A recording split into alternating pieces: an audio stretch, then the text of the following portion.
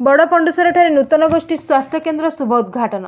नयागढ़ जिला इटामाटी थाना अंतर्गत बड़पंडुसर पंचायत ठारे नूतन गोष्ठी स्वास्थ्य केन्द्र शुभ उद्घाटन करछन्ते नयागढ़ विधायक डॉक्टर अरुण कुमार साहू। 21,66,00,000 बड़पंडुसर को एवं नयागढ़ निर्वाचन मंडल को उन्नति पथे आगे नेबा पई विधायक दृढ़ संकल्प नेइचन्ते बोली कहितले।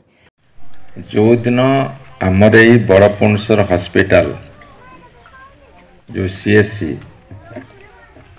एटिकी एते पैसा आसीबो एवं एते बड़ काम हो पारिबो माननीय मुख्यमंत्री नवीन पट्टनायक ताकू सैंक्शन करिवे।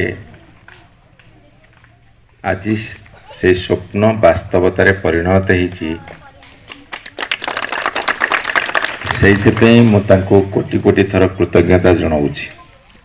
आगामी दिन में आहरी उन्नति हो चलिबो। उक्त कार्यक्रम में नयागढ़ ब्लॉक चेयरमैन किशोर चंद्र साहू, उपाध्यक्ष लक्ष्मीप्रिया साहू, जिला परिषद सदस्य आशीष कुमार अग्रवाल, बड़पंडुसर सरपंच श्रीमती बनिता नायक, समिति सभ्य गीतांजलि दास, ग्राम पंचायत समस्त वार्ड मेंबर, ग्रामवासी माने रही उत्साहित सह हरिबोल हुलहुली रे कंपी उठितला।